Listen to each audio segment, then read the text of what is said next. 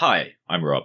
And I'm Dave. We've got the same dad. But we didn't meet until I was 29 and Rob was 16. Which was a real shame. Which was a real shame. Because we missed out on so much music. But we're rectifying that now with this podcast where we share an album that your brother should know. No! Yay! Okay, well, let's dive straight in. Today we're going to talk about an album which I'm really quite excited to be delving into this. There's been a lot of hoo-ha around its 10th anniversary. Random Access Memories by Daft Punk, who are, of course, the embarrassingly fated, ridiculously influential French electronic music duo with ridiculously unpronounceable, very French names. Thomas Guillemot, something like that. They were the definition of seminal. They released 3 records on a run between 1997 and 2005. Homework, Discovery, and Human After All. The first two especially were considered classics, birthing singles such as Around the World, One More Time, and Harder, Better, Faster, Stronger. Their whole bag is that they were basically sample kings. They were staggeringly adept at their ability to dig up obscure records, often disco funk ones, but from all over, chop up little bits, speed them up, slow them down, and make fantastic music. They're obviously not the first people to sample, but they took it to a new level. They've been described as retro-futurist musical magpies.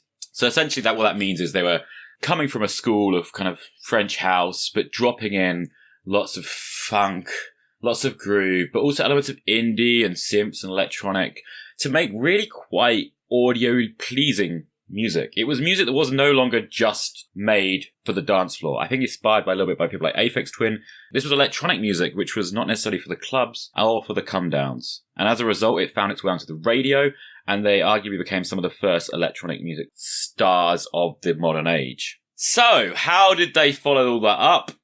They decided on their 4th release, which was about 5 years in the making and 8 years after their previous album, to basically do away with all the samples and give us Random Access Memories, a record where they stripped it all back and decided to hire loads of studio musicians and recreate music that's live. It's very clearly a response to the electronic juggernaut that they had birthed. It was ridiculously successful and took away 5 Grammys, including Record of the Year. It's a record that I engaged with at the time, but I wasn't really sure how I was going to feel looking back on it. So I picked this really as an experiment, as a bit of a selfish reason to see, an excuse for me to dig back. And I'm really excited to hear what you thought of it. Okay, so what an album to pick for me, someone that, as you know, is immersed deeply in 70s, 80s and 90s music, but then falls off a cliff quite quickly as we get to the millennium. So really pleased to dig deeply into such a seminal release. What did I think? I thought there are moments of absolute brilliance on this album. There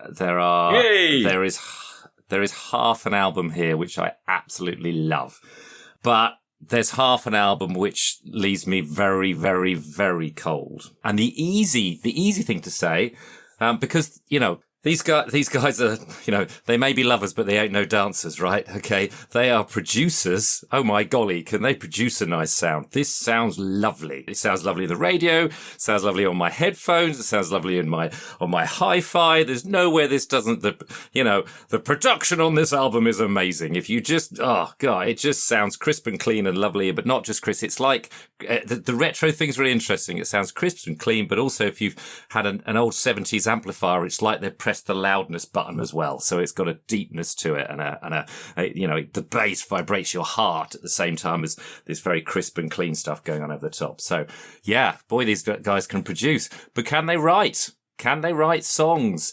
No, they can't write songs. That's the problem. That's probably a really obvious thing to say. I'm sure it's been said, but good golly. With the exception of the first track, which we'll come on to, and I love it. It's brilliant. And maybe with the exception of number 4, Within, which is a nice ballad, but you really want to hear it without that vocoder. All the other good stuff on the album is a collaboration. All of it. And all the other stuff on the album is really, really, really, really dire, uninspired, not very good instrumental stuff, in my humble opinion. That's so interesting, and I do definitely share your opinion that, by leaning so heavily into the collaborations, it means that the rest of the material, the songs that are just left with what I would call the robo-coders, can feel a little bit undercooked. But I'm interested by everything, and I find the decision-making process that they must have gone through quite fascinating. I think I probably get the same kicks listening to this record and trying to make sense of it that probably sports fans get when they see the squad list for the new season or the transfer window, or someone in the bookie shops gets when they're betting on a horse they've never heard of. They're not necessarily calling up the biggest people in the world, which they could. They're Daft Punk, right? Mm-hmm. And Pharrell was a relatively big name. But then you've got, obscure people like Todd Edwards and Paul Williams. But I think that's one of the reasons I like this record. This whole patchwork of relationships and really kind of jarring elements. I find it fascinating. Another reason I chose this album was because it's something I engaged with deeply at the time. But as I said, I haven't really revisited. I reviewed it for Time Out magazine, where I was working when it first came out 10 years ago. And at that point in my career, and actually since, I had never seen a media campaign this sustained, this over the top. They were buying huge billboards on Sunset Boulevard, and showering journalists with stuff. I got sent like these cardboard robot hats. It was a really big deal. All these spots that were being done online and on TV, I believe. I don't think there's been an event record of the same kind since, and it really felt like the last hurrah of the old school record industry. Now, of course, the internet had come and conquered by then, and of course, illegal downloads was a thing, but Spotify was not completely predominant in 2013. So this is it's somewhat appropriate that this record is such a throwback to the golden era of the 70s and 80s that they were trying to recreate. And yet they recreate it not just in the musical aesthetic, but in the whole hubbub around it. I get a lot of that. And what I'd say is, you're right. This is 2013. So was it the last time an album was packaged as an album? Because as soon as you get Spotify, no, but it was towards the end of that world. It was an event. I don't think there's been an event album in the same way. So this idea to go back to roots and recorded instruments and recreating every note on an actual instrument with a vast expense. This record really has the feel and actually all the zeal of a super fan who's been given an open checkbook from the dying days, the dinosaurs of the big record industry era. And did they have the chops to back it up? I'm not sure. I mean, like I say, I find the results consistently compelling though. And while there's definitely flaws, the compelling part for me is in unpacking the thought process that's led to it. They've thought about the running order. I mean, they've certainly, the opening track. What a way to open it, both musically and conceptually. Give life back to music, yes, and it's such a blast of an opener. You've talked about this album kind of harking back to musical elements of the past. This feels to me just like it's a fantastic homage to like 70s, in a good way, 70s TV theme tunes. It kind of blasts off, and and the little instrumental bits, you can almost see the lead characters coming in and thwacking the villain or something, then freeze frame, and then onto the next one, and then it builds up to that climax again. It's a wonderfully uplifting, and it's the strongest non-collaboration on the album. They've opened with their own work, not a collaboration, and it opens the piece really nicely. Well, you say that, but if you want to make that kind of music, who do you call if you're Daft Punk? I'm afraid it is a collaboration. It's one of 3 collaborations with Nile Rodgers. Ah, okay. Right. Fair enough. Who also crops up on the 2 Pharrell songs. So this one, I mean, I'm glad you like this because I feel like the silly, like it's like this big kind of like Saturday Night Football kind of feel, what I imagine Americans go for, like a big sporting spectacle. Yeah, it's a cheesy TV theme tune riff, but it's done with such panache, and it's a good TV theme tune riff, so fantastic, go with it. Oh, completely. It really is them putting the human, Daft Punk spent their whole life creating this idea of the robotic, of technology becoming, the technological process and reaching between that, and this was them literally, playing physical instruments, putting the life back in the music. It's a great mission statement. What else did you like? Okay, so one of the reasons it's clear that this album's been thought through for me is, it opens with that banger, fantastic. And then if there is thought behind this and they are aware of their own weaknesses, I feel very strongly they've put the absolute weakest track next to kind of get it out of the way. The Game of Love, it is so dull. If you've never heard it, well, If you've never heard it, really don't waste your time. If you have heard it and you love it, I am really sorry. But I found it so dull. And I want to say that just because you put a vocoder on a vocal melody, that does not make a boring melody interesting. It doesn't actually make the song better. It's just annoying. It just makes you go, oh, it was dull anyway, and now you put a really sort of annoying vocoder on it.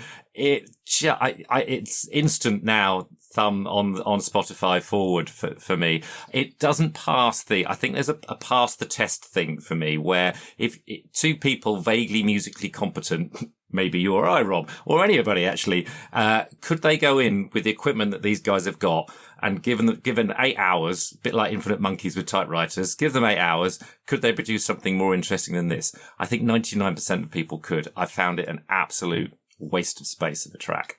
That's so funny. There's definitely moments on this record where I think that kind of criticism is justified. I quite like this. I think this it's really quite evocative to me. I find the image of the one walking away quite powerful. And I think coming straight after Give Life Back to Music, it's instantly like flipped it on its head. I feel we've gone from the party to the morning after. And this is just like, this is the kind of clambering around in the broken glass and the spilt peanuts and the beer stained carpet and just trying to get your head together. And I kind of like that moment of loss. And I think it's a nice emotional contrast.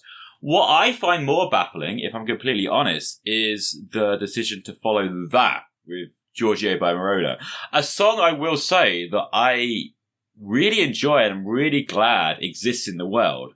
I think it's a fascinating piece, experiment. It's obviously very indulgent and we can talk about why, but to me, I'm so glad it exists, but why did you put that third? And then why did you follow that with In? Which to me, Within is the piece of dead wasted wax. That's the one where I'm losing all right. energy. So for me, that's just the wonderful thing about music, isn't it? The Giorgio Moroder one, oh, really? If I'm interested in Giorgio Moroder's biography, which I am, I'll read it or go and look for an interview on YouTube with him. Do I need an interview with him put to... Again, because it's not a collaboration, this one. It's very clear. He's had nothing to do with the music at all. He just recorded some stuff for them and then they went off and did the music. And it's not very engaging music. Honestly, it's the first of a few tracks, the instrumentals, where you're just, you've got a tiny musical idea and you've blown it out with your nice production. But, and it's not like I'm someone that doesn't like instrumentals. I spent all of my teenage life listening to prog rock. I can do 4 sides of instrumental music, interesting instrumental music by achingly uncool people. But believe me, if you're in any way connected to the instrumentals on this album and you like them in any way, believe me, there's a whole world out there of way more engaging instrumental music than this. Start with Can Future Days. That would be a great leaping point because that's kind of not electronic actually, is it? Because but it has a kind of similar jump off point. And then go into a world of fantastic, prog rock. I could, achingly uncool bands like Yes and King Crimson, all of whom will produce more interesting melodies and timings and soundscapes than the instrumentals on this album, which tend to just resort to finding a little bit of a widdly melody we kind of like and repeat it over and over again. And that what happens on Giorgio by Moroder. The first half of it, I'm like, well, I've heard your story now, Giorgio. It's interesting. I could have read that. And the second half of it, I find just to be a very, very dull, repeated instrumental phrase. Well, I have a lot to defend that track with, but I will first say that technically there are only 2 instrumentals on this album. You could classify this as a third, and I'd see why. Yes, I think it's quite absurd that if you are trying to make a throwback disco funk album in 2013 and you get Giorgio Moroder to come and collaborate with him, you don't ask him for any musical ideas. You just put him in front of not just a microphone, but 3 microphones, famously. One from the 60s, one from the 70s, and one from the present day, which he moves through during his monologue, and get him to tell him the story of his life, and then concoct this web of sound behind it. But I will say, at first it seemed like a cheap gimmick, and you're saying you could have read the story somewhere else. Well, remember how famous Daft Punk are. I remember the kind of ambassador role they've played. And I remember how that they have, led this electronic music revolution. And what they've done here, it did kickstart this throwback to a funk sound, which definitely took, disco became cool again for a few hot minutes in the mid tens, and and a lot of that was down to this record. So yeah, I don't think you can overlook the importance that actually having a character like that, kind of setting the context, even showing people what a click track is, which to us may seem obvious, but I think that's pretty great. But even with or without that potted history of electronic music, which doesn't reward repeated listens, that really only takes up about 90 seconds of the tune, I think. The rest of the music's quite majestic. Yeah, you've got that intense modular synth freak out going on, but then midway it suddenly breaks into this like jazz fusion freak out with like this crazy kind of Ramsey Lewis-esque keyboard solo. And then at the end when you've got the great Omar Hakim coming in with those incredible drum fills, and then it kind of just exploding into that ending with this human heartbeat. I find it really, really exciting. Musically. And yeah, maybe I would have prepared it for repeated listening if it had not had the dialogue, had the monologue, and I had a lot less of it. But it's got to the point where I know it so well that I no longer find it irritating like I perhaps did 10 years ago. And then we come into Within, which, as I say, I find that the moment where the tempo's dropping. What do you think of Within? I liked it. It's a nice ballad. I probably want to hear it without the vocoder, but I thought it was more interesting and we've done this before, but if you were to sort of turn these albums into the ones you want to listen to and pluck out the ones you don't want to listen to, this one would just about stay in. What I would love to know, because there's a repeated phrase of "Please tell me who I am." That's a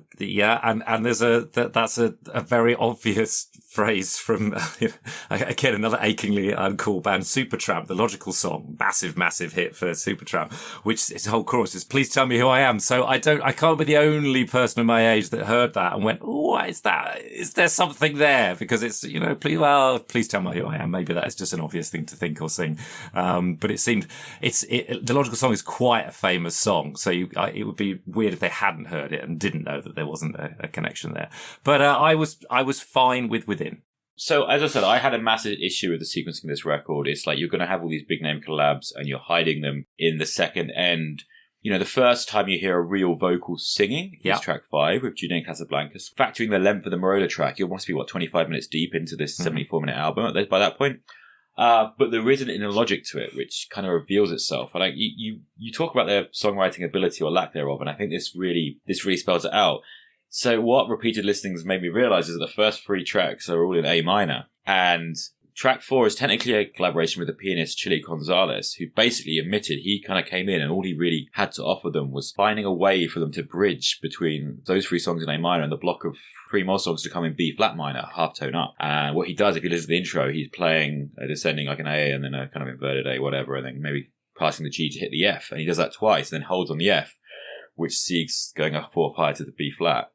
So really, that was his grand contribution to the world, which I kind of think if you need to hire someone as famous as Chili Gonzalez just to kind of show you how harmony works, you do have some point there in their limited songwriting ability. Mm-hmm. But having said that, there is clearly inner logic to the ordering, which only revealed itself to me later. Well, because the interesting question is, so the first 3 are in A minor, and then they go to where do they go? B flat minor. B flat minor. Is that the next 3, and then they go up again, or is? And then actually, the next 2 are in B minor. Okay, all right. Just keep going up and up and up. I mean, I didn't think we were going to do this in order, but let's go up and up about also. So like I say, Instant Crush. Yeah, loved Instant Crush. Finally, it's a proper song. Okay, interesting. First time you hear a human voice singing a melody. Although this is again, he's using a vocoder, not as much as possible. Apparently, when he came in the studio, they wanted him to do his whole Strokes thing, to kind of be angry and shouty and rock and roll and whatever. Really? He's like, no, I want to be you guys, man. Okay. Apparently. And the other thing that he said in interviews is that the chorus and the verse were apparently presented him his 2 different musical ideas. And whether he wonders if it was like a leading question that he was meant to go, let's put them together or not. But because it does sound like it's got a very kind of classic light and dark kind of thing, where you got the muted power chords, very kind of classic rock trudge, very much what feels like a driving at 8 p.m. kind of song. And then you've got that kind of classically beautiful, very catchy chorus. It's probably the most straight ahead song in the sense of like, as in a rock pop song with, and probably the only one where the guitar is playing like on the beat, so pronounced in the verses. I mean, it's a classic pop song. I think it didn't perform as well as everyone was expecting, because at that point, I guess Casablancas was still relatively relevant. And yeah, that would have been the star collaboration as much as the Pharrell one. But it's two very different audiences, is it? I mean, it's an interesting collaboration, isn't it? So if you're a Daft Punk tribe person, are you a Strokes fan? And if you're a Strokes fan, is Daft Punk at this point number one on your playlist? So it's a kind of... Fair point. I do think that Daft Punk are one of those bands that really did cross over to different musical communities, and I know guitar people that didn't listen to any level of electronic music coming to Daft Punk, and that's why I think they have this kind of ambassadorial role. But yeah, before we go anywhere else, we've got to talk about let's address the blaring, wide-hatted elephant in the room. Get Lucky. I mean, I'm intrigued to know like how you first engaged. That's the one you obviously knew. How did you engage with that song when you first heard it, and how do you feel hearing it 10 years later? It's a tune. That's what I put on my notes. It's a tune with lots of O's. Yeah, you know, Pharrell Williams involved in great pop tune shock, you know, but between them, those people were bound to produce something brilliant. And yeah, it still gets airplay. It's the big hit, isn't it? And for good reason. It's funny you say that. Yeah, this is Pharrell. Pharrell was obviously very, very respected at that point in his career, but he wasn't the Pharrell we know now. He wasn't the LV men's creative director Pharrell. He wasn't this cultural behemoth. I think it's really fascinating that Happy came out the January after this, so it would have been around 8 months later, I think. So these two songs are what really propelled him to superstardom. Okay. I feel like Get Lucky really is the perfect pop song. It's clearly, evidently, unlike most of the record, this is actually made for the clubs. And I lived through it in an era, in a very hedonistic city where I was going out a lot. And hearing it night after night and seeing people's reaction to it was incredible. And I mean, it's just this open secret. I don't care what Pharrell says. We know what the song's about. It's, you know, and that's the open joke. Everyone's there bobbing and grooving to various degrees of competence, but they kind of look round when that song comes on, and it kind of it's blasting. We all know what we're doing there. We all know what we're getting on with. You know, at the end of the day, most people are hoping not to leave the club alone. Right? That's the truth. But then it takes it a step further, because in at least one of the choruses, he sings, "She's out for good fun. Yes. I'm out to get lucky," Yes. which again, you know, is quite precedent, and it really turns it on the male gaze. What's more interesting or more amusing about this is this song was obviously widely associated with Blurred Lines by Robin Thicke, which, you know, as well as infamously being, you know, losing the artists. I think Pharrell's on that as well. Yes, Pharrell and Robin Thicke. And yes, he did that, and Happy, and yes, he did those 3 songs. That's why Pharrell is famous. Yes. But as well as being sued for $6-7 million for ripping off Marvin Gaye, you know, the subject matter was the blurred lines of when it's appropriate consent. And that was a little bit dark. So it's kind of interesting that this is kind of the family-friendly mix, but it's still ultimately, to me, about getting your rocks off in a club. And I'm okay. I'm okay with that, because it's celebrating it in a, I believe, pretty consensual fashion. And yeah, if nothing else, if all the epic indulgence and expense of this album left us was that one perfect pop song, Sure. I'm okay with that too. I'm okay with that. And I can certainly say, yeah, no, from 10 years on, I didn't feel it was, you know, even 10 years later, some things you think, golly, that's icky and inappropriate now. But for me, the lyrics speak for themselves. It's not about blokes trying to get lucky and taking advantage. It's not about women trying to get lucky and taking advantage. It's just about anybody, regardless of gender, trying to get lucky and get their rocks off in whatever way they want to. Fantastic. Or sexuality. Yeah. So all good. Glad we can agree on that. Okay. So, I mean, let's talk about the other Pharrell Nile Rodgers one. Lose Yourself to Dance. Now, I have a kind of theory that you could tell a lot about a person based on whether they prefer Get Lucky or this. Well, that's a leading question. I loved this one. I probably did prefer it to Get Lucky, just because, you know, it does what it says on the tin. You either, because it repeats itself. It finds a groove and it repeats itself.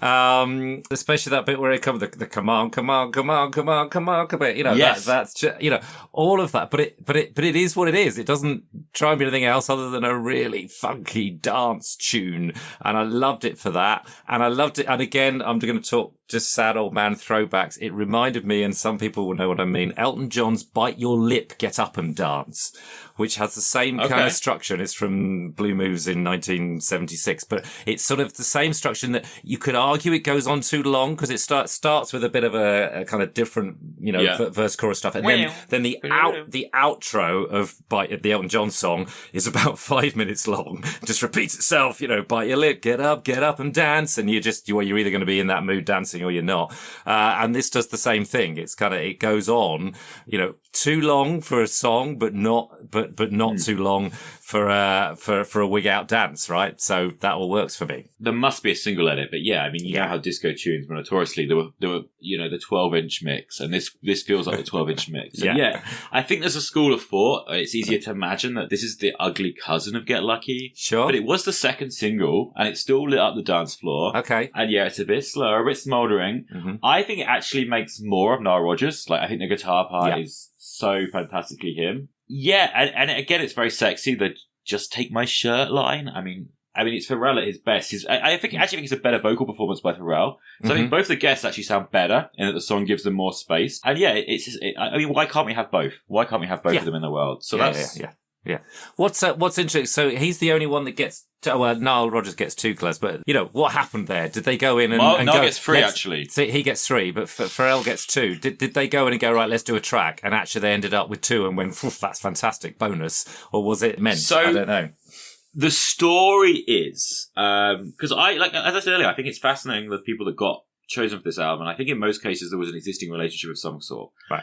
So apparently Pharrell got invited to the studio in Paris because if we don't get to this later, let's point out this record was recorded, over 5 years technically, but 2.5 years of actual sessions across 5 studios, including 3 in LA, including the famous Capitol building, one in Paris, and New York. Right. But most of the vocals were recorded in France. So Pharrell apparently sat down with them in the studio and said, at this point they'd already worked with Nile on some instrumental tracks, right? And said, now I'm really getting into the Nile Rodgers thing. That's what I want my next record to sound like. And they looked at each other and went, really? And that, this may be legend, but lightning caught in a bottle. But I think they were laid down pretty close together. Okay. But Julian Casablancas did record another song, which didn't make the cut, evidently. So now he has the dubious, because with the 10th anniversary hoo-ha, they dropped a new edition with with some outtakes and bonus tracks and all the rest of it. Okay. And not much of it is of substance. There's some vocoder tests, a song that was on the Japanese-only album. I think the only real song that was left over was a second song with Julian Casablancas, which didn't make the cut. But now he has the dubious honour of technically playing on the last ever Daft Punk song because they obviously imploded sometime later. Or rather, retired. Retired, So far I've gone, love the opening track. I've fast forwarded to Within. I've enjoyed Instant Crush. I've really enjoyed Lose Yourself to Dance, and then Touch. So, by a country mile, my favourite track on the album. All hail Touch. Probably because I am an old prog rock fan, and that, I've got some prog albums that take 4 sides to cover the moods and musical styles that this song does.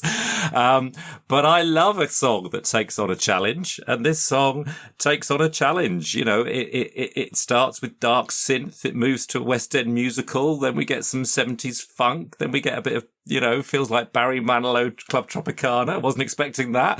And then actually, finally, for me, the first time on the album, an evocative use of vocoder, a reason to use the vocoder. I love the bit where the vocoder is mixed with the straight harmonies. It's like gospel with a twist, which is genuinely exciting and different. Is that before or after the children's choir? I think it's after the honky tonk piano and the mariachi band, but before the children's choir. Probably, right? Yes, I think that. Yeah, and then it builds to a big orchestral, climax and endpoint. So it's the song in the last 2 weeks since you've introduced this to me, and I've gone back to and listened to most again. Paul Williams, I'd never really heard of, but, how did he end up on a Daft Punk album? He wrote Rainy Days and Mondays for the Carpenters, for goodness sake. But I'm very glad he did. And all the Muppet soundtracks, apparently. Really? I know. completely. This is a long way from the Muppets, and that's not to say that the Muppets aren't, steeped in glorious musical history themselves. But this is a long way. Although I can imagine, imagine Kermit knocking this one out. That'd be great. Anyway, sorry, go on. So the official story, which I think the band may or may not have endorsed, because they're obviously ridiculously media shy. So the helmets. Polite history of the helmets. I mean, I've always thought the helmets were a little bit silly. A little bit of a gimmick. They remind me more of Kiss than some high art statement, which some people have likened them to. However, I mean, on a very simple level, I think, you had probably two shy kids who were DJing ever bigger audiences and didn't really want the fame, didn't really like it. So they started wearing these hats, these helmets. And of course, throughout their career, they lent into it more and more heavily to their music, started to really explore this theme of technology and roboticness to a level that kind of became a bit of a caricature, you might argue. But the reason I bring all this up is because the helmets are supposedly inspired by the ones that Paul Williams' character wore in the film Phantom of the Paradise, where I think, I haven't seen the movie, but some clips of him like playing a crazy organ with like basically a robot helmet. Right. So he may or may not is the direct inspiration, right, for their whole aesthetic. I mean, really, as I said, it may have been a cheap way to get out of stuff, but it became their guiding principle. Wow. So this song is the most ambitious and incongruous moment on a very ambitious album. But, and as well as all the elements you've mentioned, well, I think one of my favorite bits is the shaft guitar, which again sounds like a complete nod.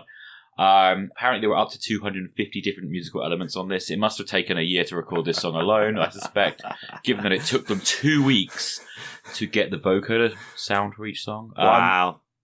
You wonder how much... all that invention and ambition. Sure. Did you notice how the main verse chord progression is basically the same as Get Lucky upper tone? I did not. No, I did not know. So you touch.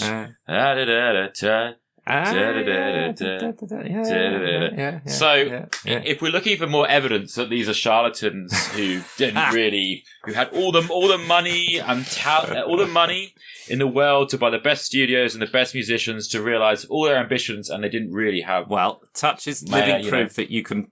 Sometimes when you polish a turd, you can polish any turd. You can polish it something that it doesn't look like a turd, because I genuinely enjoy it every time.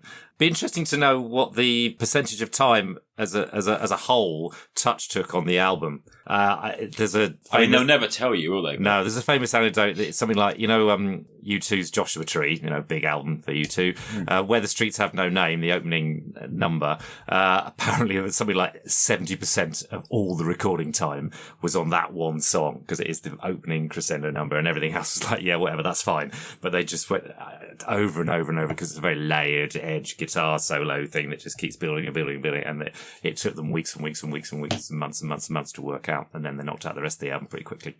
So we talked about Get Lucky, then we go into Beyond, which I think might be maybe my least favourite song on the album. Well, because structurally, you've gone Give Life Back to Music, okay, is it a collaboration or not? You've got a couple that aren't. And then you've got these middle bit of the album where it's collaboration.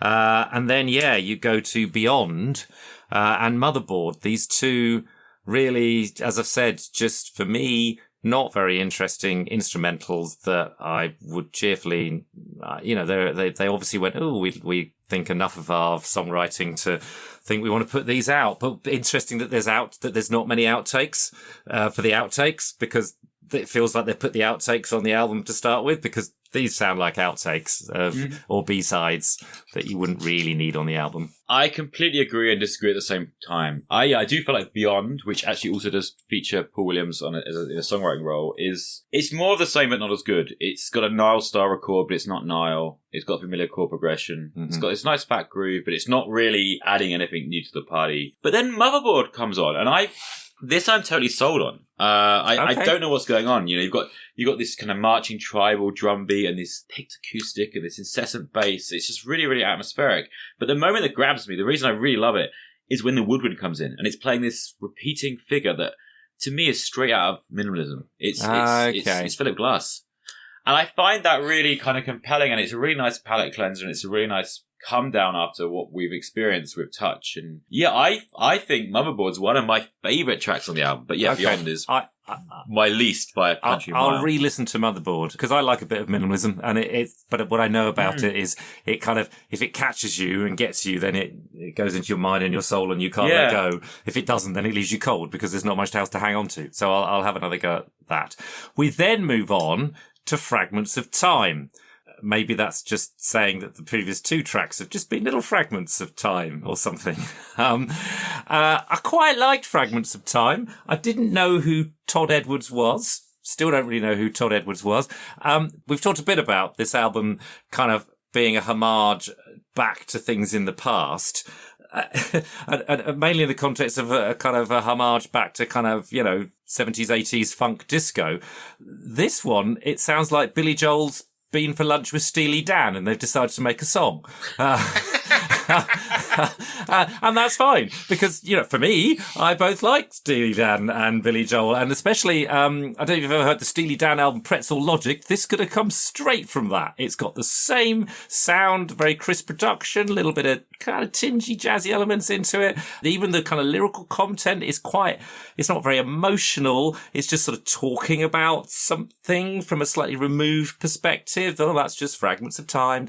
Feels the same. This got the same kind of lyrical sensibility as Steely Dan as well. So I was like, oh, well, they've done a Steely Dan homage. Fantastic, love it. That's so funny. I think I felt like it was a 70s advert for toothpaste.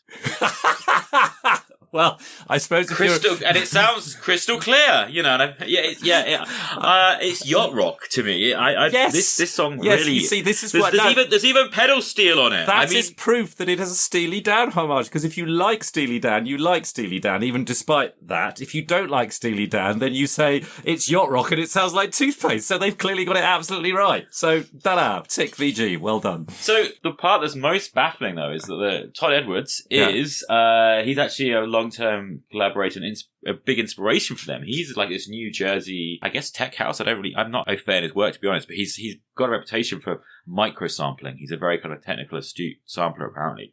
And he collaborated with them on this track Face to Face from Homework, I believe. But to bring him to this project as basically kind of, as someone that's singing a 70s toothpaste commercial is deeply baffling to me. I guess it's a bit like bringing Moroder in and making him talk, and bringing Paul Williams in, who, I mean, is an orchestra, is a songwriter for hire, but I don't think he ever wanted to be, like a cabaret musician or whatever he's doing here. Yeah, so it's perhaps he did. I mean, Yeah, well, maybe they just think they met and went, you know what, let's do what is not expected of us at all. Golly, on the plane over, I was listening to this classic Steely Dan album. Let's do some of that. Okay. And they went, production chops, we can make it sound like that. Fantastic. Easy. There are times I'm listening to this record and I wonder if it's just one big joke.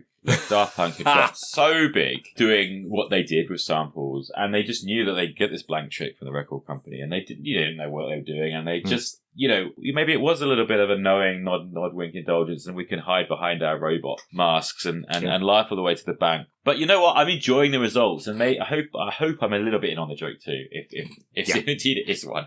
And I actually like it more thinking in that way, that they were having a bit of fun with it, because everything that's said about them is these mysterious people that you're not meant to know what they look like, and they're very earnest and so particular and so methodical. And that's really interesting, because I, as someone that's a newcomer to them, and I haven't heard the 3 albums before it, my overall impression of this album was that there's quite a lot of fun. It was fun. It's fun.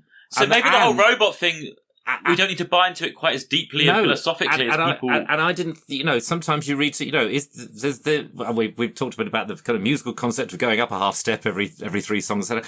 Maybe they thought, well, that would be a giggle, or let's leave that clue there. But actually, we're just throwing out stuff we made and we quite like it, and there's no big concept behind it, and people will do PhD theses on the track listing, and we pull them out of a hat.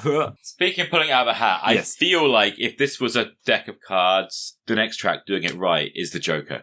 This one, on an album where nothing makes sense and nothing fits together, despite that, if there's one thing we have, it's this loose kind of 70s disco funk aesthetic going on. Yeah. Doing it right it's the most modern sounding. It's the only song that sounds like it was made in 2013 for sure. Mm-hmm. It also, to my ears, is the most natural collaboration in the truest sense of the word. rather than just being someone flown in to do the lyrics and vocals or whatever. It feels like something that was concocted together. I'm not sure that's actually the case. Mm-hmm. Maybe that's just because of the way the two voices play together. And I think we talked about this in Lose Yourself to Dance. I love the contrast between Pharrell's really kind of, soulful technical vocals and that contrapuntal vocoder, playing against each other, adding that retro futurism twist to basically what would have been otherwise a straight 70s homage. Sure. This I love because, you've got the two vocals playing against each other in a really interesting way. And, I've got a lot of time for Panda Bear. I don't know, he's obviously the drummer and one of the key creative members of Animal Collective, a band I've struggled to get on with at all points. But anyway, what did you think of the song? I'd never heard of Panda Bear, but it's on my, good track list because it's another collaboration where there was more interesting stuff going on than the non-collaboration stuff. So it felt to me like it had its rightful place on the album. Yeah. It wasn't an outtake. Yeah. And then we come on to Contact. Hard to listen to when you're my age, probably. Maybe I'm not the only person. So, have you heard of Jean-Michel Jarre? Yes, in fact, I've met him. I spent you. a nice hour-long interview with him in his hotel suite when he's passing through town. Brilliant. Okay, so sadly, I didn't really know his music, so right. I, was relying on Wikipedia at that point. Okay, so maybe this is just my own personal kind of feeling of musical history, but Jean-Michel Jarre had his moment in the sun. I mean, he's a prominent musician, but he became quite big in the UK around about an album called Rendezvous. And the story behind Rendezvous was he'd written some music to go along with space shuttle launches. And specifically, one of the space shuttle astronauts played the saxophone, and him and Jean-Michel Jarre had written a piece of music together, which the saxophonist astronaut, there's a phrase, was going to play next time he was in the space shuttle. But it turned out to be the astronaut and the space shuttle that blew up, famously at that time. Yeah. So this album, I don't know why, whether that's because this album became so big, Rendezvous, but it's an album that a lot of people had, or I did, and they probably would have previously never had a Jean-Michel Jarre album because it's, it's basically French, early electronic, grand, instrumental music stuff. But Rendezvous just had... It would be really interesting to know if Daft Punk have ever quoted him as an influence. Well, because the reason I'm going on about him is because, so there's this album called Rendezvous, which has a lot of sort of spacey type themes to it and is an instrumental along the same veins as this. And of course, here we are now, they're doing Contact, and they've, specifically taken the recordings of, the last time man flew to the moon and the recordings from Apollo 17, taken that, whatever the astronaut was saying and done a music track around it. And it just felt that musically and conceptually very Jean-Michel Jarre like for me, making that link. And as a result, I kind of, again, because I haven't found any of their instrumentals that interesting, this one included, although I got this one had bells and whistles and things and was more exciting and things. I still listened to it and went, I don't really think you're doing anything particularly engaging or clever or even emotional there. Oh, well, fun fact, first of all, this is the only moment on the record that actually uses a sample. Okay. Track called We Ride Tonight by the Australian rock band The Sherbs, as well as of course the Apollo 17 sample. Mm-hmm. I gotta say, this is something that, it's completely indulgent freak out, but I kind of feel like if you followed the record this far, and if Giorgio Moroder hasn't eroded your patience, and if Touch hasn't made you giggle your way to the bathroom, and you're still in for the ride, you kind of deserve this. This is very much their laboratory. Rocket takeoff, old school epic. And I think also knowing that it was over for them, we didn't know this then, but this is technically the last note of their last album. Right. And did they know that at the time? I don't know. And there's a whole other argument. I was listening to another podcast about this album, so I'm not going to pass this off as my own, but I do think you could argue that there's no place for a Daft Punk in 2023. Mm-hmm. With everything that's happened and everything else that's going on in our lives, this kind of quaint, almost nostalgic throwback to the idea of robots, it was not really sustainable. Mm-hmm. So I like to think that, perhaps they've knowingly and smartly retired the moniker Daft Punk, but I don't think that means that the two of them won't make music together again. They might just have to lose the silly helmets and face the world. And maybe they never want to do that. Yeah, so I was surprised, actually, having just had a quick look. Because of this, they just feel like producers, not songwriters. I assumed that they had a producing back catalogue, both before, during, and after Daft Punk, that they would have. I think just a remixing one, right? Well, I couldn't find much evidence of it, and I wondered if you did. That they're not. Yes, they've done bits and but they're not. Like an in-demand producer will be, producing singles and albums to the nth degree, or there'll be 6 or 7 credits a year, sort of thing. But they certainly haven't got that. It's almost like they're just sort of gone, well, we've done that, and we're just sort of doing our bits, and that's it. That's what we did. We dabble now. Yeah. So, bottom line, is this an album you're glad you now know? I am. I will play this album again. I will play many tracks from this album, but it will always be the tracks that Daft Punk didn't write. It'll be the tracks that they produced and wrote in collaboration with people, and the ones that they did on their own, I'm afraid, will be confined to the Spotify dustbin of history for me. But that first track and the middle set of collaborations from Instant Crush through to Get Lucky, yeah, I'm really pleased to know that, and I'll be, will be the soundtrack of mowing the lawn, jogging, making breakfast for some time to come. So thank you very much. So the $1 million question, befitting of a $1 million record, will any of these songs make your hipster dad barbecue playlist? Well, touch won't, because it's barbecue playlist death, isn't it? But I imagine that Lose Yourself to Dance will. That's the one I'd pick. Get Lucky's too obvious, but Get Lucky's too obvious. To dance is great, and possibly that'll get the yummy mummies. Yeah, exactly. And possibly Instant Crush. Sorry, you can take that out. Or not, as the case may be. Yes.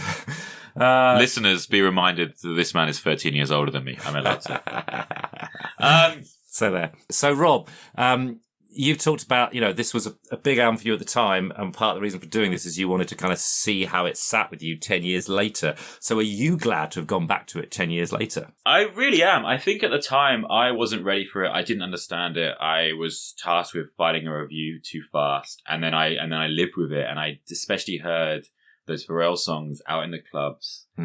And as we discussed earlier, I always just had this deep conviction that the sequencing was all wrong.